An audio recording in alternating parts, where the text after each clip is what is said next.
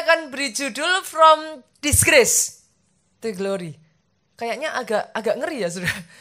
Bahasa Indonesianya itu dari aib pada kemuliaan. Tapi apa yang ingin saya sampaikan di sini saudaraku, aib itu berbicara tentang sesuatu yang kalau boleh kita katakan itu celah ya Pak ya. Aib itu sesuatu yang kalau bisa kita itu mau sembunyikan saudaraku. Sesuatu yang kita nggak mau orang lain tahu. Dan kalau itu sampai diketahui orang lain Bu, seringkali itu mendatangkan rasa malu lah untuk keluarga. Tapi jujur saudara, kalau kita mau akui, setiap keluarga itu punya aibnya sendiri-sendiri. Dari yang paling sederhana. Bolehkah saya mengatakan, I don't know, bagi saya yang namanya keluarga itu can be complicated. Betul ya? Saya nggak tahu bagaimana dengan saudara, tapi yang namanya keluarga itu saudaraku unik saudara. Dan tiap keluarga itu berbeda-beda. Jadi dari yang paling sederhana, pertikaian antara saudara. Tapi juga bisa jadi kadang berlanjut saudaraku. Saya berjumpa dengan keluarga-keluarga yang kadangkala bahkan maaf kata Pak, sampai berebut pembagian warisan. Saya yakin itu sesuatu yang apabila orang tua masih hidup, itu akan sangat menyedihkan ya Bu ya. Tapi kadangkala juga ada keluarga-keluarga saudaraku, saya kenal keluarga-keluarga yang kondisinya bangkrut. Tapi itu menjadi satu aib yang sangat disembunyikan. Kebangkrutan saudaraku bisa menjadi sesuatu yang kadangkala saudaraku menyesakkan. Ada keluarga-keluarga juga Bu yang memang saya tahu mengalami papa mamanya adalah orang-orang yang diurapi Tuhan, orang-orang yang baik. Tapi anaknya mungkin terlibat dalam narkoba. Dan saya yakin itu sesuatu yang sangat menyesakan. Tapi izinkan saya mengatakan ini saudaraku, yang saya takjub adalah Tuhan kita, sesuatu yang bagi kita aib itu adalah sesuatu yang disembunyikan Pak. Tapi ajaibnya Tuhan kita saudaraku, aib itu dibeberkan Bu. Bahkan lucu kan? Coba saudara baca di dalam Alkitab saudara. Saya itu takjub loh dengan Tuhan kita. Aib kok. Sesuatu yang harusnya disembunyikan Bu. Tapi lay open, terbuka lebar. Untuk saudara dan saya mempelajari. Dan dari situ kita mengerti satu hal ini. Dengar baik saudaraku. Yang dia mau ubah aibmu menjadi kemuliaan. Aib itu bukan lagi aib. Tapi aib diubah menjadi testimoni. Kesaksian yang mempermuliakan nama Tuhan. Menyukakan hatinya Tuhan. Kalau kita bicara aib dalam kehidupan orang-orang dalam Alkitab ya saudaraku, itu terjadinya bukan terhadap ini Pak. Kadang kita berpikir yang namanya keluarga pendeta, keluarga hamba Tuhan, everything is okay. Tapi kalau saudara baca di dalam Alkitab, itu keluarga kurang hamba Tuhan apa Pak? Saudara mulai dari yang paling ujungnya, siapa saudaraku? Manusia pertama siapa? Adam Hawa, betul ya Pak ya? Sejak dari manusia pertama Pak, gimana nggak memalukan? Adam dan Hawa itu bahkan sampai dibuang loh Pak. Dari kampung halamannya. Orang yang kalau kita masukkan dalam kehidupan kita sekarang Pak. Orang yang sampai dibuang dari masyarakatnya, memalukan nggak Pak? Itu leluhur saudara. Adam dan Hawa. Bahkan Adam dan Hawa punya anak Bu. Pertama kalinya di dalam Alkitab terjadi pembunuhan. Kain membunuh Habil. Itu adalah sebuah aib yang begitu, memalukan. Saudara bicara tentang yang namanya bapak orang beriman. Siapa saudaraku? Abraham. Semua kita kenal. Kita tahu bapak orang beriman. Tapi coba saudaraku, Sarah memberikan Hagar supaya memperoleh anak dari Abraham. Tidak berhenti sampai di sana saudaraku, setelah Hagar punya anak saudaraku, Sarah cemburu. Diusirlah Hagar bersama dengan anaknya. Pertikaian dari bapak orang beriman ini, saudara, keluarga mereka ini kena ke kita sampai sekarang. Saudara bisa mengerti yang saya maksudkan? Siapa lagi saudara dalam Alkitab? Saudara, boleh nggak kenal nama-nama yang saya sebutkan? Tapi setidaknya jadi orang Kristen Bu, pasti kenal nama yang satu ini. Pernah dengar nama Daud saudara? Nggak ada orang Kristen yang nggak kenal Daud. Coba lihat kiri kanan, keterlaluan kalau sampai nggak pernah dengar nama Daud saudaraku. Tapi coba kalau kita melihat kehidupan Daud, saudara. Siapa Daud? Sampai detik hari ini, saudara, saya terakhir pergi ke Israel, saudaraku. bangsa Israel bahkan oleh rabi-rabinya, Daud ini masih dianggap sebagai satu tokoh yang dimuliakan, saudara. Oh, sangat disanjung-sanjung, Bu. Tapi siapa Daud? Daud adalah seorang pria yang merebut istri orang lain. It's a disgrace, itu adalah aib, saudara. Bukan cuma ngerebut istrinya, suaminya sengaja dibunuh supaya istrinya bisa diambil. Saudara bisa bayangkan? Kalau saudara lihat terah keluarganya Daud, saudaraku, itu ngeri. Anak bunuh anak, saudara. Bukan cuma itu saja. Anak memperkosa anak. Kisah keluarga Daud itu bukan kisah yang seindah yang saudara pikirkan. Itu semua aib, saudaraku. Satu yang ingin saya sampaikan, saudara. Kalau semua itu bisa terjadi dalam kehidupan bahkan orang-orang pilihannya Tuhan. Bolehkah saya katakan ini, saudaraku? Kalau saat ini ada di antara saudara yang mengalami semuanya itu, saya nggak tahu apa yang kau alami. Tapi kalau ada di antara saudara yang mengalami ini, dengar baik. Jangan putus asa. That's not the end of your life. Karena Tuhan sanggup, dan bukan hanya dia sanggup, Bu, tapi dia mau mengubahkan yang namanya aib. Luka itu menjadi kesaksian dalam kehidupan saudara. Hari ini langkah yang perlu kita lakukan, datang pada Tuhan. Dia satu-satunya jawaban dalam kehidupan kita. Kalau kita mau datang kepada Tuhan, saudaraku, ada jalan untuk dipulihkan. Kenapa, saudara? Satu aib kalau enggak dibereskan, menuntun pada luka berikutnya. Betul, saudaraku? Satu luka, Bu, kalau enggak dibereskan, suka tidak suka, pasti akan menimbulkan luka yang jauh lebih parah lagi. Seperti yang saya sebutkan, saudara, masih ingat kehidupan Absalom? Siapa Absalom? Ada yang tahu Absalom? Halo? Ada? Siapa, Pak? Wow.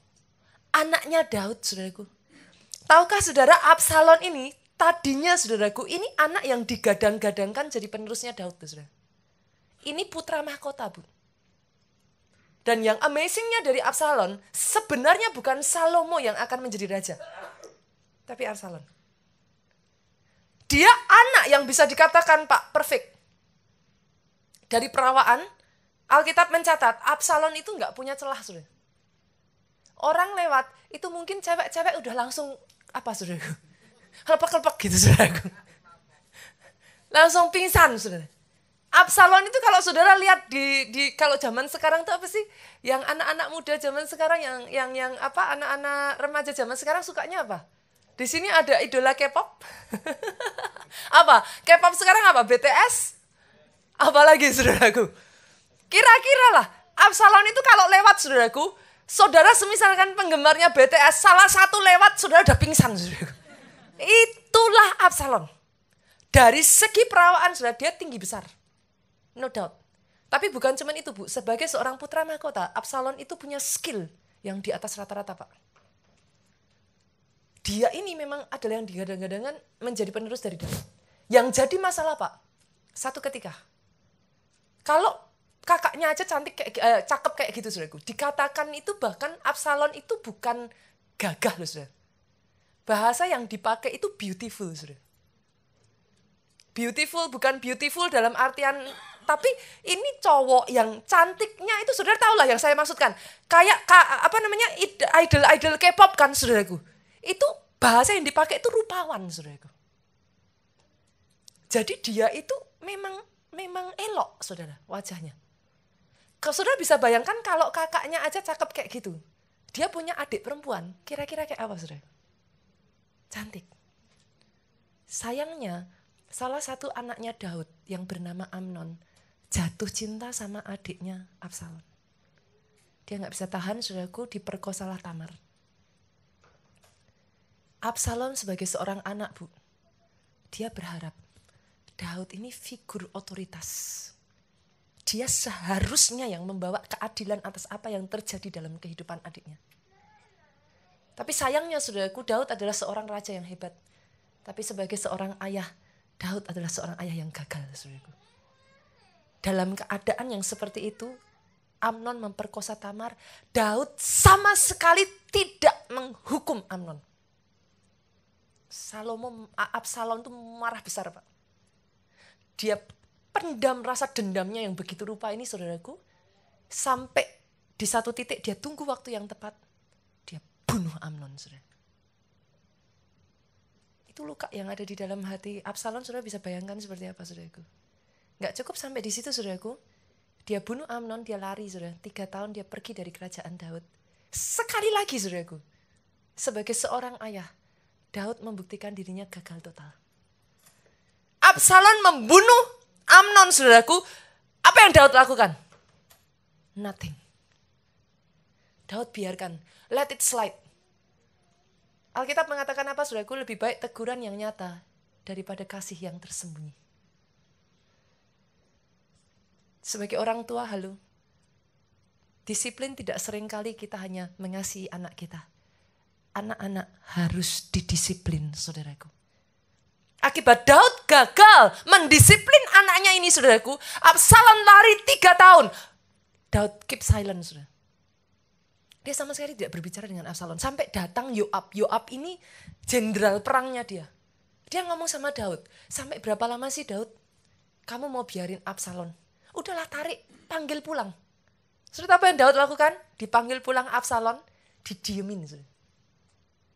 Speak nothing. Saudara pernah gak ngalami satu titik dalam keluarga saudara, kadangkala ketika saudara bertengkar dengan ayah saudara atau mama saudara, saudara berkata seperti ini, lebih baik ngomong daripada dicuekin. Pernah, saudaraku? Dicuekin itu sudah sakitnya di sini, saudaraku. Saudara mengerti yang saya maksudkan? Itu yang dialami Absalom, saudaraku. Luka itu tidak pernah terselesaikan. Tadinya dia berpikir penyebab utama lukanya Amnon. Tapi setelah dia bunuh Amnon, luka itu semakin dia rasakan, dia langsung menyebabkan dia berpikir, penyebabnya bukan Amnon, Daud. Karena papaku tidak melakukan sesuatu. Papaku papa yang tidak adil. Papaku papa yang tidak bisa dipercaya. Sudah tahu apa yang dia lakukan? Dia memberontak melawan Daud, mengkudeta papahnya sendiri, saudara. Itu Absalom. Dia nggak perlu mengkudeta. Absalom ini putra ini calon penggantinya Daud, saudara. Dia nggak perlu mengkudeta aja, saudara. Tahta itu harusnya sudah jadi punya dia. Tapi rasa sakitnya, saudara. Luka yang tidak disembuhkan hanya akan menimbulkan luka yang lebih besar lagi. Hari ini coba, saudara, kita ada di satu momen yang sangat menurut saya tepat sekali. Ini momen liburan, Pak. Sebagian orang akan segera berakhir ya. Besok sudah beberapa masuk kantor lagi ya, saudaraku ya. But I think ini adalah satu waktu yang sangat tepat, saudaraku. Kadang di Jakarta ini jujur kita kalau mau ngomong ya, saudaraku, hidup ini apa ya, saudara? Kadang kita tuh kayak apa ya, digilas dengan kesibukan. Kadangkala tanpa kita sadari kita tuh ngomong sama diri kita sendiri, everything is gonna be okay. Life must go on. Tapi sesungguhnya kalau kita mau jujur, coba saudaraku, take time, retreat. Kata retreat itu diambil dari kata apa sih, saudara? Mundur sejenak.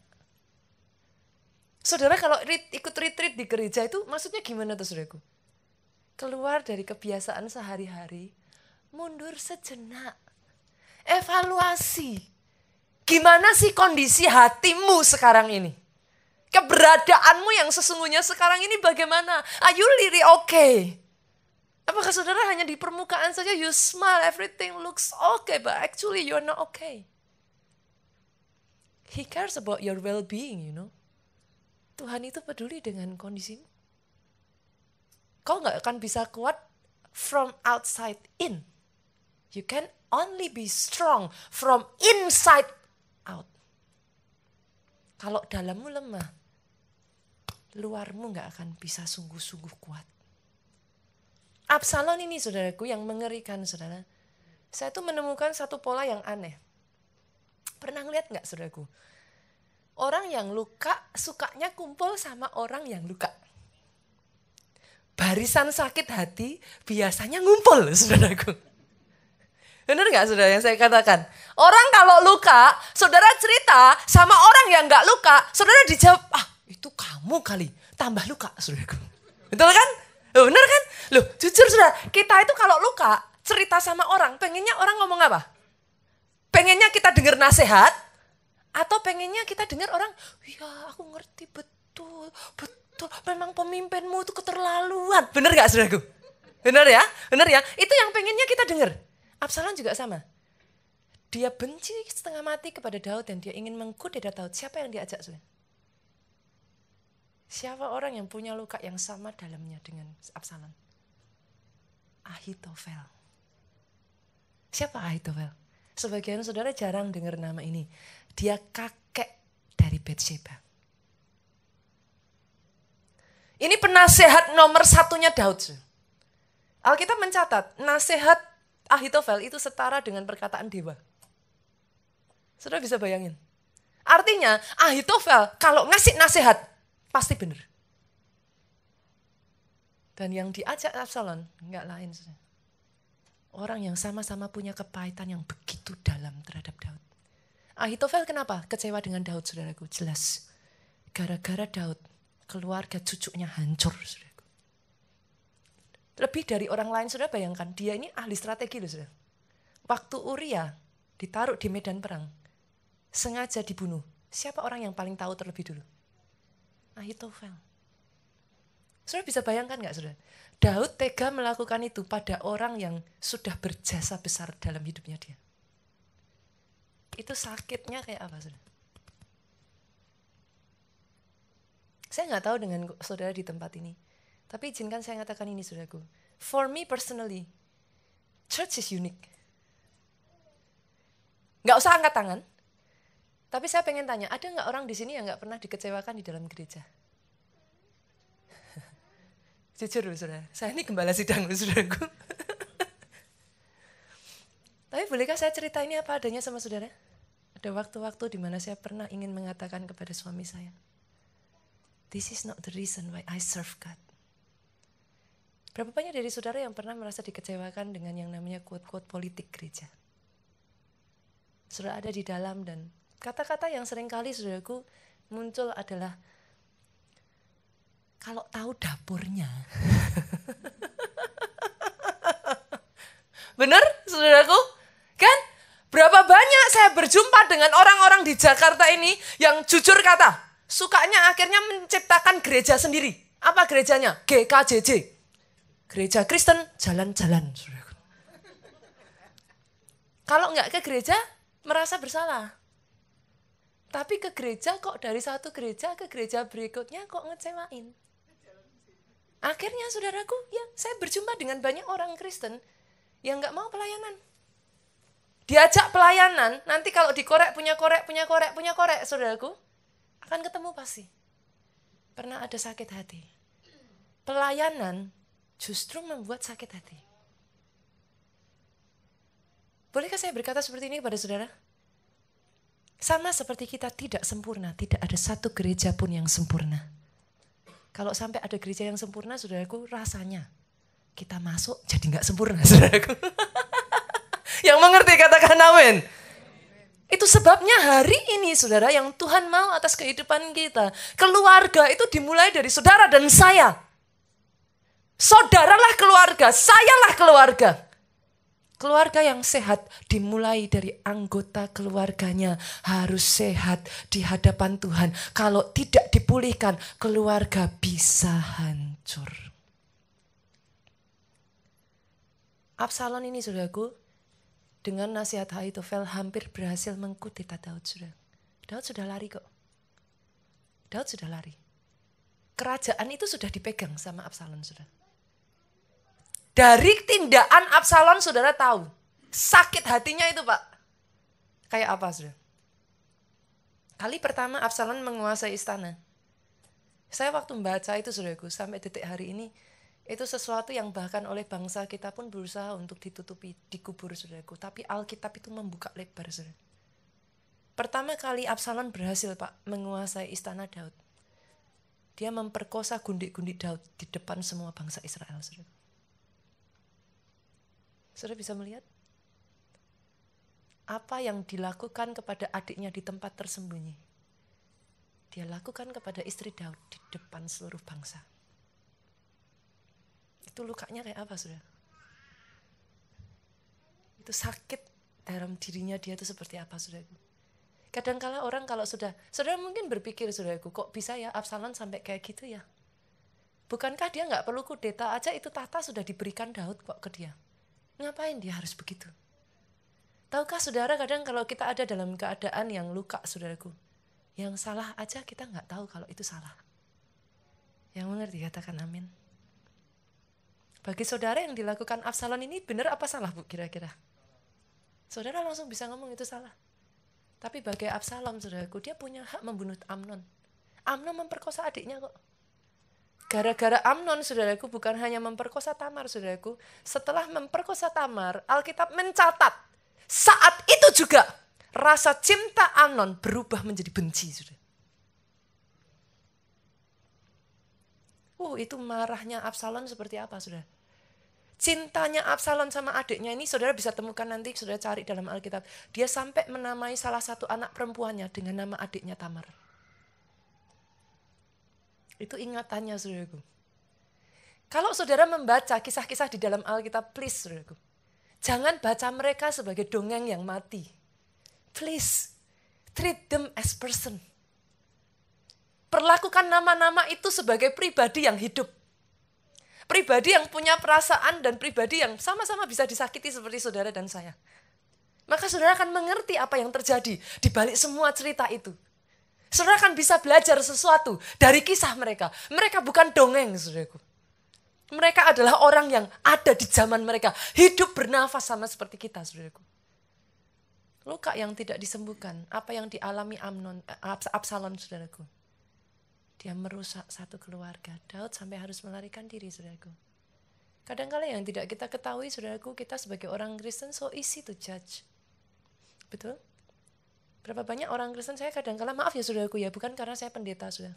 Ini adalah prinsip yang sudah saya pegang sejak saya bahkan belum menjadi pendeta. Kadang saya tuh geli, saudaraku. Ada banyak orang Kristen yang kalau ada dengar berita pendeta jatuh. Entah itu selingkuh, entah itu jatuh untuk urusan keuangan, entah itu. Yang saya heran, kita ini sama-sama orang Kristen, saudara. Malah dijadikan, disebarkan. Wah, ini loh. Wah, masuk kemana-mana. Wah, saudaraku, halo. Anak Tuhan. Bolehkah saya mengatakan, sama seperti kita tidak sempurna, mereka juga tidak sempurna? The least, pray for them. Saya gak sempurna, saudara. Saya selalu berkata pada orang-orang yang dekat dengan saya, I'm not perfect. Coba saudara, orang kiri kanan saudara, pasangan saudara, teman yang datang sama saudara, cubit saudara. Masih teriak gak? Selama dia masih teriak, dia masih manusia. Saya dicubit, teriak kenceng, saudaraku. Artinya saya masih manusia, Bu. Selama saya manusia, ini yang saya katakan kepada orang-orang yang sering kali ada bersama dengan saya. Apakah kamu siap untuk satu ketika kecewa dengan saya? Because I'm not perfect. Saudara jarang berjumpa dengan saya. Saudara ketemu saya ketika saya khotbah seperti ini. But I'm human, saudaraku, saya manusia. Saya punya banyak kelemahan. Tapi satu hal yang ingin saya katakan kepada saudara. Manusia yang punya banyak kelemahan ini, Tuhan bisa pakai. Apalagi saudara. Dalam diri saudara, Tuhan taruh potensi-potensi yang besar. Potensi-potensi yang dahsyat.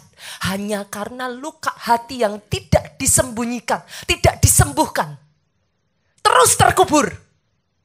Potensi itu hancur begitu saja. Doa saya di tempat ini, hari ini, ada pribadi lepas pribadi yang mau datang kepada Tuhan dan berkata, Tuhan, pulihkan hidupku. Tahukah saudara ketika seseorang itu merasa disakiti, saudaraku, inilah yang namanya bagi saya ya saudaraku, labirinnya iblis ya. Baik orang yang disakiti, Bu, maupun orang yang menyakiti, dua-duanya sama-sama sakit. Sudah pernah ketemu nggak saudaraku, orang yang merasa marah dengan orang tuanya karena abusive? Ketika dia masih kecil saudaraku, ada orang-orang yang saya berjumpa saudaraku, pada saat masih kecil papahnya itu kalau menghukum saudaraku, kebetulan papahnya seorang tentara saudara. Papahnya kalau menghukum saudara, anak itu dilucuti saudaraku, sama sekali nggak pakai baju, dibiarkan di kebun di halaman saudaraku. Dan cara papahnya menghukum saudara, anak itu akan diikat pakai sabuk, ikat pinggangnya saudaraku, diikat di atas pohon dan dicambuk saudara. Ketika anak itu mengalami luka seperti itu saudaraku, dia berjanji dalam hatinya, I will not gonna be like my father. Aku tidak akan nanti kalau suatu hari aku menjadi seorang ayah, aku tidak akan menjadi seorang ayah yang seperti ayahku ini. Tapi coba saudara lihat cerita berlanjut. Berapa banyak kesaksian cerita yang seperti itu berbuah akhirnya. Anak yang pernah berkata bahwa I'm not gonna be like my father, end up being like his father. Saya pernah membaca satu kisah saudaraku, seorang ibu yang mengalami saudaraku perdagangan. Jadi ketika dia hamil, saudara, dia diculik. Dia melahirkan anaknya dan anaknya dijual saudaraku. Tahukah saudara, itu pengalaman yang sangat pahit ya saudaraku. Di pola pikir kita, jujur Bu, kalau sampai ibu ini sudah pernah mengalami seperti itu menurut saudara loh. Seharusnya kan gak mungkin dia jadi orang yang menjual anak kan saudaraku. Saudara mengerti yang saya maksudkan? Tapi anehnya saudaraku, dia end up justru menjadi komplotan dalam penjualan perdagangan manusia ini. Unik ya saudaraku, bagaimana cara kerja jiwa manusia ini. Ketika saudara dilukai, sesungguhnya tahukah saudara, bukan hanya saudara yang luka. Orang yang melukaimu pun juga luka. Sebelum itu disembuhkan, sebelum itu dipulihkan, baik orang yang melukai maupun yang dilukai, hidupnya sesungguhnya sama-sama hancur. There is no real freedom, saudaraku. Banyak orang berpikir, kita harusnya freedom, gitu kan saudaraku. Tapi justru ketika manusia berusaha untuk bebas, bebas dalam artian melakukan semua yang dia sukai, dia justru menjadi budak dari apa yang dia sukai. Yang mengerti katakan amin. Betul? The real freedom, saudaraku. Freedom yang sesungguhnya yang kita miliki. Hanya satu, saudaraku. Freedom untuk memilih siapa Tuhan yang kau layani. Which master do you choose? Karena Tuhan yang kau layani akan menjadikan siapa dirimu. Kalau engkau memilih Tuhan yang adalah kasih, hidupmu akan dipenuhi, dilimpahi dengan kasih. Satu-satunya cara Bu, kita bisa mengampuni. Tidak ada cara yang lain. Kita ini harus penuh dengan kasih Allah. Yang mengerti boleh saya dengar kata amin dari tempat ini. Oh, kalau tepuk tangan jangan satu aja saudara. Tahukah saudara-saudara ini masuk loh dalam streaming loh saudaraku. Tepuk tangan lebih dahsyat lagi, coba senggol kiri kanan saudara. Bilang kiri kanannya, Bu, enggak dosa bilang amin, haleluya. Saya kayaknya harus ingetin lagi nih keluarga Allah, amin. Coba senggol lagi kiri kanan. Enggak dosa tepuk tangan buat Tuhan Yesus. Enggak ada jalan lain saudaraku.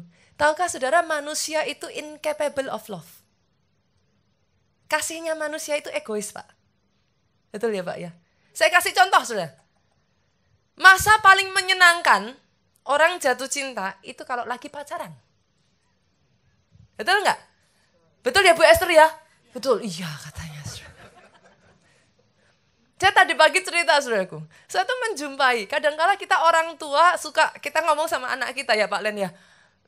Papa mama tuh didengerin, kenapa sudah makan asam garam gitu kan saudaraku, sering dengar kata-kata gitu ya, betul ya, di benak anak saudaraku, justru karena papa mama sudah terlalu banyak makan asam garam, jadi banyak gak percayanya sama semua orang kan gitu saudaraku, benar gak saudara, namanya anak ya tetap anak, dinasihatin papahnya, nak, nih Jangan yang itu. Itu tuh cowoknya pelit. Kamu besok kalau nikah sama cowok yang pelit macam begitu, kamu sengsara nih. Jawabannya apa saudaraku? Enggak, Pap. Itu enggak pelit, itu hemat. Kata pemerintah hemat pangkal kaya. Nah loh saudaraku. Mamanya nasehatin. Jangan nikah sama yang itu. Orangnya kasar. Hati-hati loh. Besok kamu KDRT kalau nikah sama orang kasar. Dijawab apa saudaraku? Dia gak kasar mah. Dia itu karismatik, berwibawa dan tegas. Habis kan saudaraku? Mau gimana? Orang kalau pacaran saudara, semua terlihat indah. Halo? Tapi jujur, kalau saudara mau lihat yang aslinya, kalau sudah nikah saudara. Betul ya Bu? Kalau namanya pacaran tuh ya ampun saudara, digandeng tuh kayak ya ampun. Saya tuh kadang kalau lihat anak muda pacaran tuh ya saudaraku, belum nikah aja manggilnya udah papi, mami. Perasaan saya yang anaknya 3 aja yang merinding saya saudaraku. Dianya jalan berdua gak merinding. Sayanya yang sudah saya bilang sama suami saya, kok rasanya bulu kuduku berdiri semua ya. Tapi coba kalau sudah menikah, ayo ketahuan aslinya kan saudaraku. Dulu kalau gandeng, ya ampun, kalau gak nempel kayak perangko saudaraku. Tapi setelah menikah coba, sampai istrinya bawa barang belanjaan tuh kayak saya tuh kadang kalau liatin dari jauh, saya tak liatin terus saudaraku. Tak liatin, saya tunggu nih suaminya bantu apa enggak gitu loh saudaraku. Itu istri jalan kayak dititian terus saudaraku. Udah begini-begini saudaraku. Saking banyaknya belanjaan. Tapi dari belakang suaminya santai aja tuh Bu. Istrinya 3 meter di belakangnya dibiarin aja tuh Bu. Jalan kayak titian begini Bu. Nah itu loh saudara. Saudara mengerti yang saya maksudkan? Cinta manusia itu egois. Human is incapable of love. The only master that you can serve and his name is love is Jesus. Dia bukan memberikan kasih loh saudara. Jangan salah. Dia bukan mau mengasihi loh. No. He is love. Sudah cari dalam Alkitab. He is love. Dialah kasih. Di dalam dia terletak segala kelimpahan kasih yang sanggup saudara bayangkan. Kalau jujur, kalau saya mau sharing ya saudara. Pastor, kadang orang itu kalau lihat ya saudaraku. Rumput tetangga kan lebih hijau ya. Betul ya? Iya kan? Rumput tetangga lebih hijau saudara. Tapi berapa banyak yang tahu semakin tinggi saudara diangkat semakin kencang anginnya. Betul ya? Tidak selalu seindah yang saudara pikirkan. Ada waktu-waktu tertentu kadang dalam kehidupan saya ya saudaraku ya. I wanna give up. Really I wanna give up. Kalau ada sampai saya tidak menyerah sampai titik hari ini saudaraku. I owe everything to this one person. Dan ajaibnya satu pribadi ini ya saudaraku, dia gak pernah nuntut saya. Setiap kali saya datang, dia tuh gak pernah yang judging me. Saudara mengerti yang saya maksudkan? Dia hanya datang, ketika saya datang dia hanya buka lengannya lebar-lebar dan dia selalu berkata, come to me. Datang padaku. Tuhan bahkan tidak, saya datang nangis-nangis, dia ngomong kamu tuh ya harusnya mengampuni. Enggak tuh saudaraku. Itu enggak? Kadangkala saudaraku, para orang tua halo. Kita berpikir kadangkala ketika anak datang ke kita, dia butuh nasihat. Tapi yang tidak saudara ketahui, setelah saudara memberikan semua nasihat saudara panjang lebar, saudara merasa puas. Habis itu saudara merasa lega dan saudara merasa aku sudah menjadi orang tua yang terbaik. Kan? Tapi tahukah saudara, anak saudara lari ke kamar, nangis lebih kenceng saudaraku. Karena yang dia katakan, I don't need your advice, I just need your ear.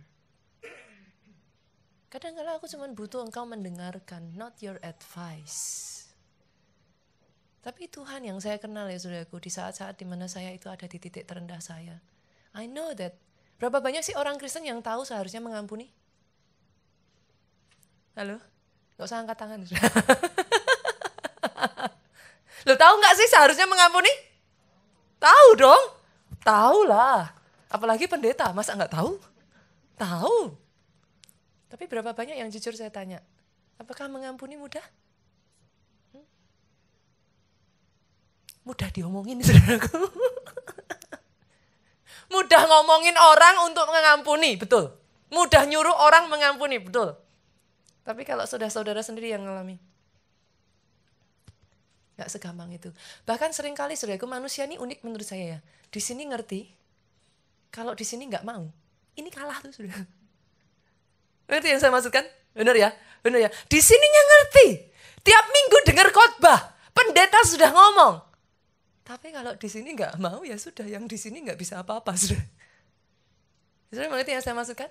Itu sebabnya Yesus berkata apa di dalam Alkitab? Dia akan memberikan kepadamu roh yang baru, roh yang taat. Karena dia tahu zaman bangsa Israel percuma. Dia kasih loh batu sudah dari langit, kuplak dua saudaraku. Saudara bisa bayangin itu kalau terjadi sekarang, wah itu saudara langsung nyembah saudaraku. Sudah benar yang saya maksudkan? Ngerti kan saudaraku yang saya maksudkan? Itu koplak dua jatuh dari atas saudaraku. Dua loh batu. Tapi Tuhan sampai di titik tertentu dia berkata, percuma. Udah aku kasih loh batu dua, kurang apa? Musa turun wajahnya bersinar-sinar, semua orang ketakutan. Tunggu sebentar, sudah nyembah sapi emas. Kan pengen dijitak saudara. Kurang apa Tuhan itu? Tapi dengar baik saudaraku. Tuhan tahu. Itu sebabnya dia berkata apa? Ku berikan kepadamu hati yang baru. Hari ini doa saya saudaraku, dari tempat ini, yang dia rindukan dari saudara, just come to him. Dia gak menuntut saudara yang lain. When you cannot forgive, just come to him. Ketika saudara mengizinkan dirimu dipenuhi oleh kasih Allah itu begitu rupa saudaraku. Pernah gak saudara? Ada terjadi kayak pertentangan dalam hati saudara itu sampai di satu titik itu saudara gini.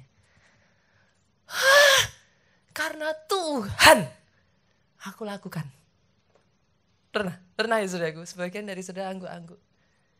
Kadangkala saudaraku dalam kehidupan kita ya saudara, ketika kita begitu dipenuhi dengan kasih Tuhan, kita tidak bisa tidak. Yang keluar adalah kasih itu juga dimampukan untuk mengampuni. Saya berdoa itu terjadi atas kehidupan saudara. Apa bedanya antara Absalom dengan Yusuf, saudaraku?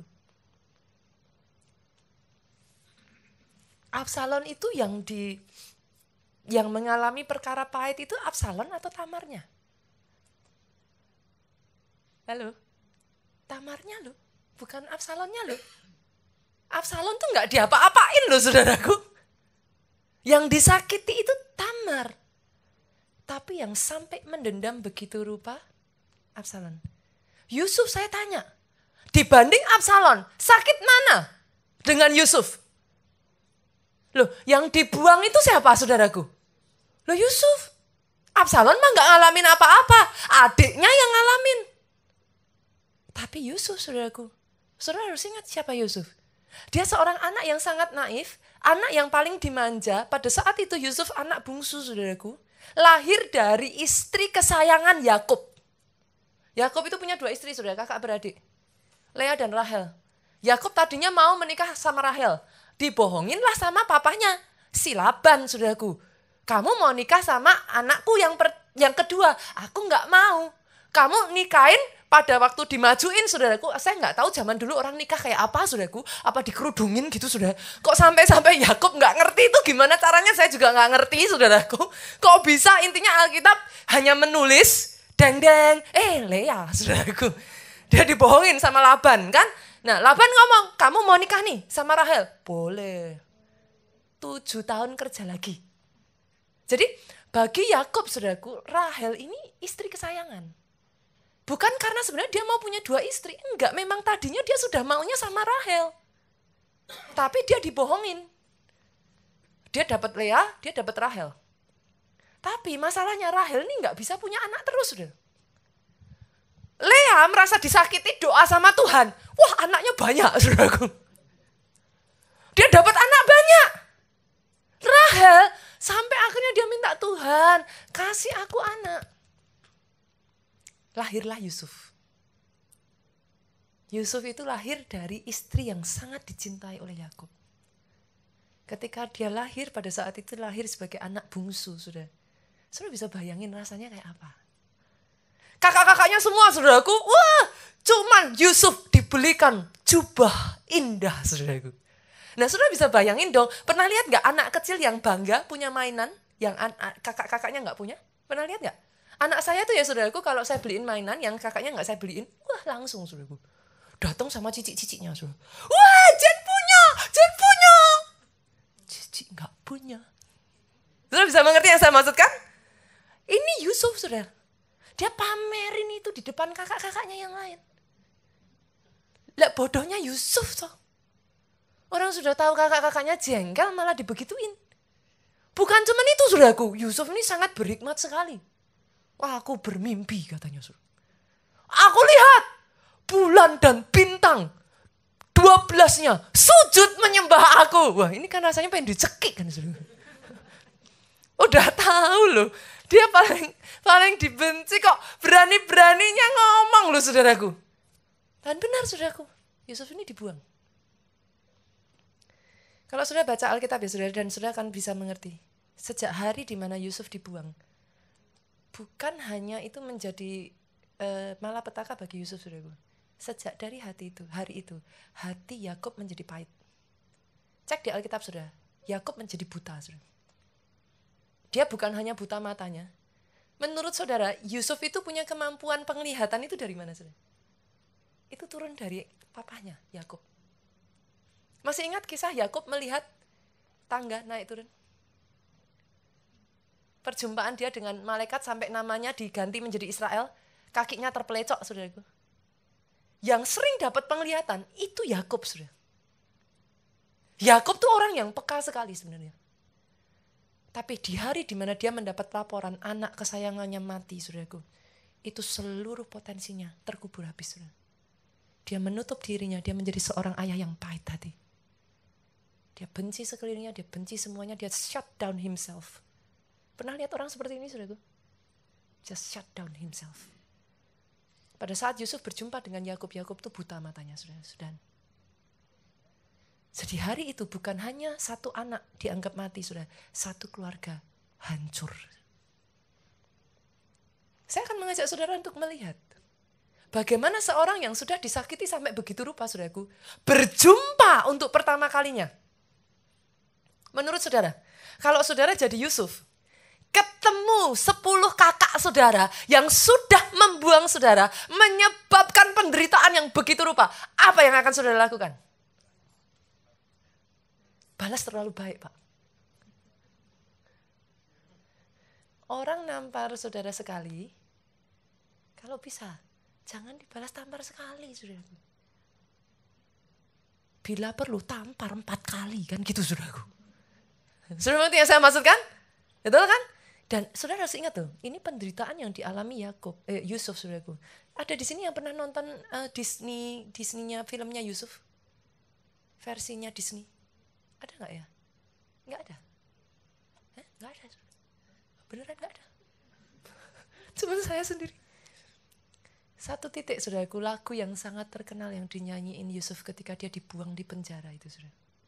Itu Yusuf itu seorang yang masih anak, saudaraku. Kalau saudara menempatkan dirimu sebagai Yusuf, jujur kalau boleh ngomong, saudara, aku tuh salah apa sih? Aku jujur loh. Aku tidak mau berselingkuh dengan istri tuanku, tapi yang terjadi bukan tuanku membela aku, tuanku memenjarakan aku. Berapa kali Yusuf diperlakukan gak adil, saudaraku? Itu semua Alkitab tidak mencatat secara detail, saudara. Tapi coba bayangkan, saudara. Yusuf tuh elok loh wajahnya, saudara. Kalau istrinya Potifar aja naksir loh, saudaraku. Nah, saudara bayangin aja, ini istri bosnya naksir loh. Apa orang di sekelilingnya gak ada yang naksir dia? Apa yang terjadi dalam kehidupan Yusuf itu tidak digambarkan dengan detail, tapi hidup Yusuf pasti sangat menderita, saudara. Dari seorang anak yang menari-nari, anak yang sangat dimanjakan, anak kesayangan, saudaraku, berubah total hidupnya. Kita baca yuk, Kejadian 42. Apa yang terjadi ketika pertama kali Yusuf berjumpa kembali dengan 10 kakak-kakaknya? Bantu saya ya, saudaraku. Agak panjang, kita baca pasal 42 ayat 14 sampai 25. 14 saya baca, saudara baca 15, kita bergantian. Lalu kata Yusuf kepada mereka, sudahlah, seperti telah kukatakan kepadamu tadi. Coba, saudara lihat baik-baik, coba. Dia ketemu saudaranya, menurut saudara, Yusuf lupa, sok lupa, atau apa saudara? Kenal nggak sih sama saudaranya? Disebutnya apa sama Yusuf nih? Kamu ini pengintai. Ayat 15 dengan suara keras 23. Dalam hal ini juga kamu harus diuji. Demi hidup Firaun, kamu tidak akan pergi dari sini. Jika saudaramu yang bungsu itu tidak datang kemari. 16. Suruhlah seorang daripada kamu untuk menjemput adikmu itu. Tapi kamu ini harus tinggal terkurung di sini. Dengan demikian perkataanmu dapat diuji apakah benar, dan jika tidak, demi hidup Firaun, sungguh-sungguhlah kamu ini pengintai. 17. Dimasukin mana, saudara? Tahanan tuh bahasanya halus, di penjara, saudara. Dimasukin penjara. Menurut saudara sampai di sini aja, saudara bisa melihat gak? Hatinya Yusuf tuh gimana? Apakah Yusuf sesuci itu? Sudah bisa mengampuni? Loh, ini Yusuf tuh kalau bisa ngomong ya saudaraku, dia itu pergumulan di hatinya, saudara. Dia tuduh kakak-kakaknya pengintai, saudaraku. Dia masukkan mereka dalam penjara, dia buat hidup mereka sukar, saudaraku. Satu-satunya yang dikangenin oleh Yusuf, saudaraku, dan dia pengen ketemu adiknya dari mamah yang sama. Siapa? Benjamin. Benjamin gak ikut pada saat ini. Itu yang dia kejar. Mana Benjamin? Itu satu-satunya saudara-saudara dengan dia yang lahir dari ibu yang sama. Setelah Benjamin lahir, Rahel meninggal, saudara. Jadi saudara bisa bayangin, bagi Yakub, dua anak ini anak kesayangannya, saudara. Sampai ketika kelaparan terjadi, semua 10 orang disuruh pergi cari makan, cari pertolongan ke Mesir. Adik yang satu ini dipegang sama Yakub, saudara. Dia nggak mau apa yang terjadi pada Yusuf terjadi pada adiknya. Yakub pegang kenceng kok Benjamin, saudaraku. Nggak dilepas. Saudara bisa melihat betapa luka yang ada di dalam hatinya Yakub. Dia nggak percaya sama kakak-kakaknya Yusuf, saudara. Dia sudah nggak percaya. Coba kita lanjutkan lagi. Ayat selanjutnya. Kita lihat ayat 18. Pada hari yang ketiga berkatalah Yusuf kepada mereka, buatlah begini, maka kamu akan tetap hidup. Apa saudaraku? Aku takut akan Allah. Sesungguhnya Yusuf ini sedang pergumulan, saudaraku. Pernah nggak saudara ngalami dalam hidup saudara jengkelnya minta ampun, tapi karena ada Roh Kudus dalam hatimu, Roh Kudus itu bicara. Dan ketika Roh Kudus bicara, saudara tuh kalau nggak Tuhan, nggak akan aku lakuin.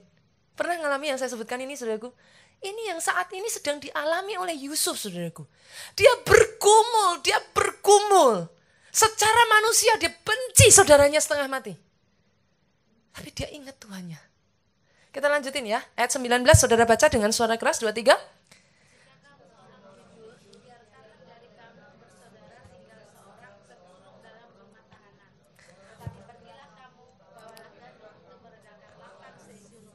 Tetapi saudaramu yang bungsu itu haruslah kamu bawa kepadaku, supaya perkataanmu itu ternyata benar dan kamu jangan mati. Demikianlah diperbuat mereka. 21.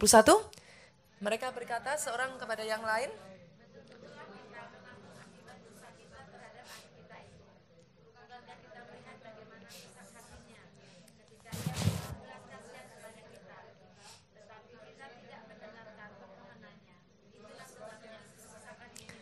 saudara lihat, satu kesalahan itu tuh akan membekas bukan hanya di hati orang yang mengalami, tapi di hati orang yang juga melakukan, saudaraku. Ketika mereka mengalami ini, mereka langsung ingat loh, saudara. Menurut saudara, apa yang mereka lakukan kepada Yusuf itu membekas nggak di hati mereka? Sangat. Sampai-sampai ketika satu masalah datang, yang mereka ingat apa? Gara-gara itu. Coba saudara lihat apa kata-kata Ruben. Berikutnya. Lalu Ruben menjawab mereka, bukankah dulu aku katakan kepadamu, jangan kamu berbuat dosa terhadap anak itu. Tapi kamu tidak mendengarkan perkataanku. Sekarang darahnya dituntut pada kita. Ruben ingat, saudaraku. Karena dulu yang berusaha menyelamatkan Yusuf itu Ruben. Seharusnya Yusuf itu mau dibunuh. Ruben bilang jangan. Jangan bunuh. Sudah jual aja jadi budak. Tujuan Ruben sebenarnya dia berusaha menyelamatkan Yusuf. Tapi sudah tidak bisa lagi, saudaraku. Kita lanjutkan. 23. Tapi mereka tidak tahu sebab mereka memakai seorang juru bahasa. Yusuf ini masih posisi pura-pura, saudaraku. Mereka nggak tahu kalau Yusuf itu adiknya. Dia pura-pura karena dia menjadi seorang perdana menteri. 24. Maka Yusuf mengundurkan diri dari mereka lalu apa? Menangis. Yusuf itu hancur hati, saudaraku.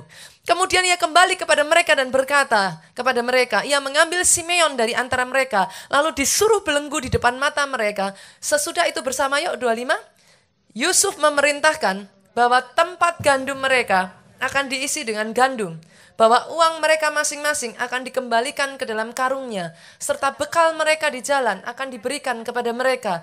Demikianlah dilakukan kepada mereka itu. Ini peperangan batin, saudara. Dalam hidup kita ini pasti pernah mengalami yang namanya peperangan batin, Pak. Diampuni enggak ya? Diampuni kok sudah kebangetan, udah keterlaluan. Enggak diampuni kok aku kesalahan sama Tuhan. Pernah ya saudaraku ya, ngalami seperti itu ya. Tapi coba kita lihat, ayat 42, Yusuf bergumul. Ajaibnya saudaraku, di pasal 45, kita lihat yuk. Pasal 45. Pasal 45, ayatnya yang pertama, dari multimedia ada nggak ya? Ayat pertama dulu. Oke. 2, 3. Ketika itu, apa sudah? Yusuf tidak dapat menahan hatinya lagi. Dia udah gak kuat, saudaraku. Orang yang hidupnya mengizinkan hidupnya dipenuhi kasih Tuhan. Sampai titik tertentu, saudara tidak harus melakukan kehendaknya Tuhan. Yang mengerti katakan amin. Yang membuat saya takjub, saudaraku, bukan ini. Saudara harus mengerti, Yusuf itu tinggal di zaman perjanjian lama loh. Hukumnya perjanjian lama itu gimana, Bu? Mata ganti mata, gigi ganti gigi, saudara. Jadi yang dilakukan Yusuf ini nggak wajar, saudara. Dan harus saya katakan kepada saudara, kita zaman sekarang ini masih enak. Saudara punya Roh Kudus loh. Betul? Zaman itu Roh Kudus belum dicurahkan. Sebagian saudaraku, para peneliti Alkitab mengatakan Yusuf ini melambangkan resemblance dari pribadi Yesus sendiri, saudara.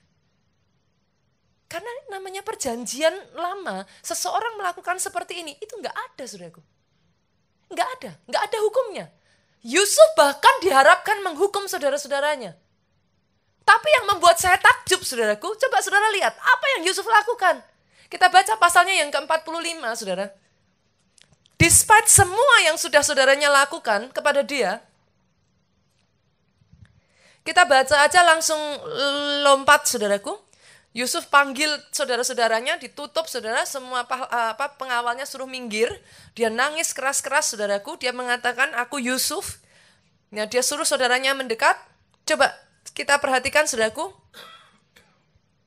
Ayat yang keempat. Saya baca, kita bergantian sampai ayatnya yang kelima. Lalu kata Yusuf kepada saudara-saudaranya itu, marilah dekat. Maka mendekatlah mereka, katanya lagi, akulah Yusuf, saudaramu yang kamu jual ke Mesir. Itu kira-kira kalau saudara jadi kakak-kakaknya Yusuf gimana, saudara? Deng. Ini klimaksnya, saudaraku. Ini waktu di mana kalau saya jadi kakak-kakaknya Yusuf, itu sudah istilahnya benar-benar mereka ketakutan, saudara. Tapi coba apa yang Yusuf katakan ayat 5 bersama-sama 2, 3. Tetapi sekarang janganlah bersusah hati dan janganlah menyesali diri, karena kamu menjual aku ke sini. Sebab untuk memelihara kehidupanlah Allah menyuruh aku mendahului kamu. Wow. Ini bagi saya unbelievable, saudaraku. Bukan hanya itu saja, saudara. Kalau saudara nanti baca lebih lanjutnya ya. Yusuf itu kasih mereka tanah yang istimewa. Diberkati keluarganya luar biasa, saudaraku. He goes beyond. Dia bukan hanya mengampuni, bukan hanya nggak mempenjarakan, bukan hanya memberkati mereka saja. Dia settle down, dia buatkan tempat untuk saudara-saudaranya yang terbaik, saudaraku. Diberikan semua kepada mereka. Apa pesan dari apa yang kita baca ini, saudaraku? Apa yang kita pelajari dari kisah Yusuf ini? Kadang kala, saudaraku, dalam kehidupan kita itu nggak ngerti, saudara. Tapi tahukah saudara, satu persatu dari saudara di tempat ini bagian dari pasal besarnya Tuhan. Saudara itu bagian dari satu mahakaryanya Tuhan. Satu persatu dari saudara itu punya tempat. Kalau saat itu Yusuf tidak mengampuni saudara-saudaranya, coba saudara pikirkan, itu Israel hilang loh saudara dari peradaban. 12 suku hilang itu. Itu tinggal satu suku doang. Babat habis semua suku yang lain. Paling yang dia sisakan Benjamin. Jadi tinggal 2 suku, saudara. Tapi karena Yusuf berbesar hati mengampuni saudara-saudaranya, janji Tuhan atas bangsa Israel digenapi melalui ke-12 suku itu, saudara. Berdirilah bangsa Israel. Kadangkala ada hal-hal yang Tuhan izinkan terjadi dalam kehidupanmu, saudaraku. Kita mungkin gak ngerti. Sakit. Rasanya kayak gak enak. Tapi tahukah saudara, kalau saudara izinkan Tuhan mengerjakan sampai akhir, sesungguhnya Dia akan mengerjakannya untuk mendatangkan kebaikan bagi orang-orang yang mengasihi Dia. Boleh saya dengar tepuk tangannya yang paling meriah buat Yesus Tuhan kita? Jangan mengambil kesimpulan ketika semua itu belum selesai. Yang mengerti katakan amin. Itu sebabnya hari ini saudaraku, buka hati kita lebar-lebar. Izinkan Dia mengisi hidup kita dengan kasih-Nya, saudaraku. Coba kita baca ayatnya. Saya undang pemain musik maju ke depan. Kita lihat 1 Yohanes, saudaraku, pasalnya yang keempat. Ayatnya yang ke-19. Apa yang membuat kita ini bisa mengampuni, saudara? 1 Yohanes 4:19 kita baca dengan suara keras, 2-3. Kita mengasihi karena Allah lebih dulu mengasihi kita. Belum keluar ya multimedianya ya? Saya bacakan aja kepada saudara. Kita mengasihi karena Allah lebih dulu mengasihi kita, saudaraku. Dan kalau saudara melihat ayatnya yang ke-20, kalau saudara berkata, Pastor, tapi kalau aku diperlakukan dengan gak adil gimana? Kalau suamiku tidak baik gimana? Kalau anakku kurang ajar gimana? Coba saudara lihat, saudara. Ini ayat 20 ini agak gak enak, saudara. Karena nggak enak, saya minta saudara yang baca, saudaraku. biar nyenengin saudara. Yuk kita baca yuk, 2-3. Stop sampai situ. Jika saudara berkata, aku mengasihi Allah. Orang Kristen itu kan paling gampang ditanya, saudara. Siapa yang mengasihi Tuhan?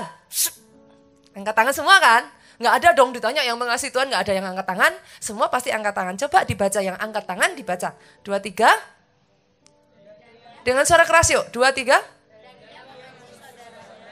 Maka, stop sampai di situ. Coba lihat kiri kanan bilang, yang bilang kamu sendiri. Saya nggak baca loh, saudara yang baca loh ya. Berarti yang pendusta yang bilang siapa?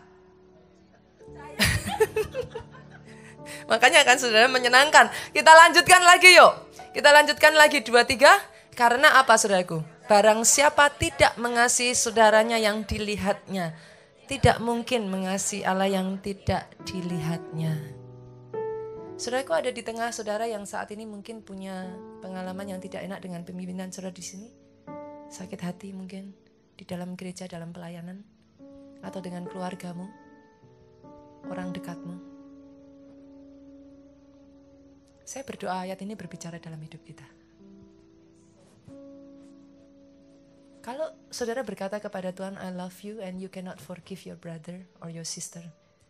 Di surga sebenarnya Tuhan lihat saudara, dia ngomong, bohong. Mau saudara ngomong kayak apa juga, saudara gak bisa bohongin dia. Dia cuma senyum. You lie to me. You cannot love. Kau gak bisa mengasihi yang tidak terlihat, kalau yang terlihat aja kau gak kasih. Saya baca ayat yang terakhir. 1 Petrus 3. Yuk kita buka. Ayat 10-11. Saya bacakan ya ayat 10 ya. Siapa yang mau mencintai hidup dan mau melihat hari yang baik? Ada di sini yang mencintai hidup dan mau melihat hari yang baik? Ada? Nggak ada? Oh semua, oke. Kalau gitu kita baca sama-sama ya, 2, 3. Ia harus menjaga lidahnya terhadap yang jahat dan bibirnya terhadap ucapan-ucapan yang menipu. 11. Ia harus menjauhi yang jahat dan melakukan yang baik. Ia harus mencari perdamaian. Satu ayat lagi mengatakan demikian, saudaraku. Jika itu tergantung pada saudara, usahakanlah untuk berdamai.